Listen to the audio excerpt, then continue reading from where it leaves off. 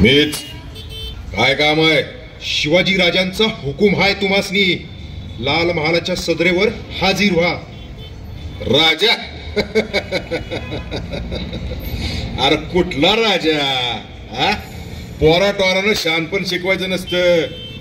बाप राजा झाला म्हणून पोरगा राजा होत नाही. जा बाबा जा. आणि हो, पोराचं लग्नाचा मुहूर्त काढला की सांग म्हणाव, मग येतो. पाटील, आरोप आहे तुमच्यावर. तुम्ही तुमच्या वतनाचा गैरवापर करून रयतेला छळता, आया बहिणींची आबरू लुटता. वय लुटतो. माझ्या गावचा पाटील आहे मी, खानदानी. माझ्या गावात म्या पोरीबाईंवर झडप घालन ना ते छळन. तुम्ही जा विचारणारे कोण? पाटील, पाटील ही शिवशाही आहे, मोगलाई नाही. शिवशाही? अरे थू, बघ थुकलो तुझ्या शिवशाहीवर. अरे जा. असल्या लुंग्या सुंग्याचा हुकम मानत नाही आम्ही. तो पाचशा आमचा मालक आहे, पाचशा. जातीवंत पाटील आहे म्या. पाटील, पाटील तोंड आवरा आणि गप गुमान चला. नाहीतर काय, नाहीतर काय. लय पाहिलं तुझ्यासारखं. आणि हो जा, सांग तुझ्या राजाला आणखी 10 बाटवण म्हणाव. असं धरा धरा रे याला. मुसक्या बांधायचा आणि घेऊन चला राजांसमोर. सोडा सोडा, माझ्या अंगाला हात लावायची गरज नाही. पाटील आहे मी, पाटील आहे मी. सोडा सोडा मला. रांजेचा पाटील आहे मी. सोडा, माझ्या अंगाला हात लावायची गरज नाही. सोडा सोडा. मस्तवाल पाटलाला मुसक्या बांधून लाल भालाच्या सदरेवर आणले. कसून चौकशी झाली. गुन्हा शाबित झाला. साऱ्यांचंच लक्ष लागलं होतं ते निवाड्याकडे. कारण प्रथमच 14-15 वर्षांचे राजे न्याय निवाडा करणार होते. शिवशाहीच्या रस्त्याचा उदय होणार. राजे हा रांझ्याचा बाबाजी पाटील.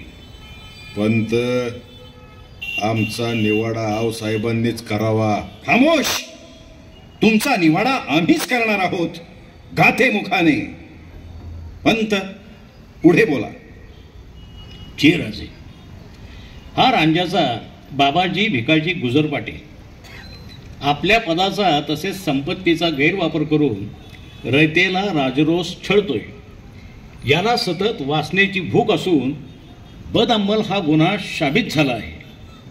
तसेच गावातील आया बहिणींवर याची सतत वाकडी नजर असते. वय वय असते या. बस झाला हे पोर खेळ. माझ्या गावचा पाटील आहे म्या, पाटील. मला ज्या विचारणारे तुम्ही कोण? बस. पाटील ही मोगलाई नाही, शिवशाही आहे. कोणत्याही आया बहिणींवर याची वाकडी नजर पडू नये म्हणून. माफी सरकार, माफी. पण डोळं नका फोडू सा, डोळं नका फोडू. ठीक आहे. याच्या तोंडाला कायम काळ कापड बांधा. लय लय उपकार झालं राज.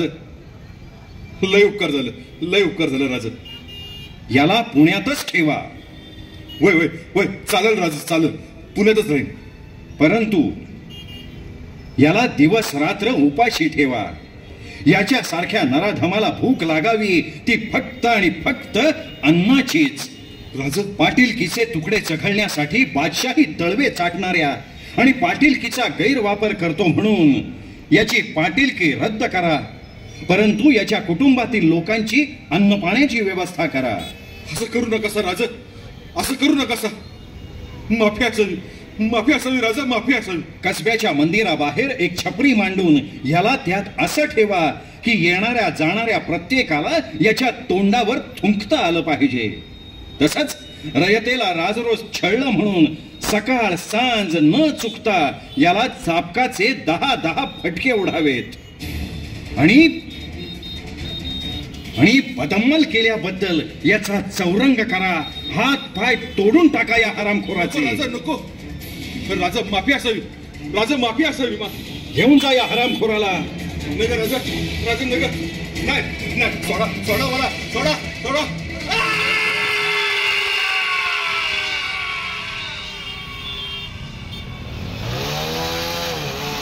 उठा बाबा, उठा. हे राज्य हवे हे तो शिरींची इच्छा. आजवर रयतेनं निमूट सहन केलं, पण आता परस्त्री ही अति समान म्हणजे कोणत्याही जाती धर्माची असो. त्या स्त्रीवर बलात्कारच काय, परंतु बदअमल सुद्धा खपवून घेतला जाणार नाही. त्याचा चौरंगच केला जाईल. उठा बाबा, बाबा आता रडायचं नाही, लढायचं. वय वय राज वय, आता आता रडायचं नाही तर लढायचं. नुसतं लढायचं नाही बाबा, एकत्र येऊन एकजुटीनं लढायचं. कळू दे सर्वांना, आता आमच्या आया बहिणींवर, घरादारावर, गाई वासरांवर वाकडी नजर करून पाहाल तर याद राखा. असा होता शिवशाहीचा शिरस्ता. शिवाजी राजांनी अन्याय, अत्याचार आणि जुलूम जबरदस्ती यांचा मध्ययुगातील धिंगाणा हातपाय तोडून आटोक्यात आणला. ही बातमी वाऱ्यासारखी पसरली. सारं मावळ खोरं आश्चर्यचकित झालं. रयत राजावर बेहद खुश झाली, कारण जिजाऊ साहेबांची शिकवणच तशी होती. परस्त्री ही माते समान, मग ती कोणत्याही जाती धर्माची असो. आज 21व्या शतकाच्या उंबरठ्यावर आपण उभे आहोत, तरी आपल्या लेकी सुनांवर, आया बहिणींवर खेडोपाडीच काय तर शहरात सुद्धा अत्याचार होतात. तेव्हा आठवण होते ती शिवशाहीच्या शिरस्त्याची. आता शिवराय व जिजाऊ आपल्या प्रत्येकाच्या नसानसात भिनल्या आहेच, परंतु खरी आवश्यकता आहे ती आपल्या विचारात, डोक्यात भिनण्याची. तर शिवाजी राजांचं सुराज्य पुन्हा उतरेल, यात खरोखरच शंका नाही. जय भवानी.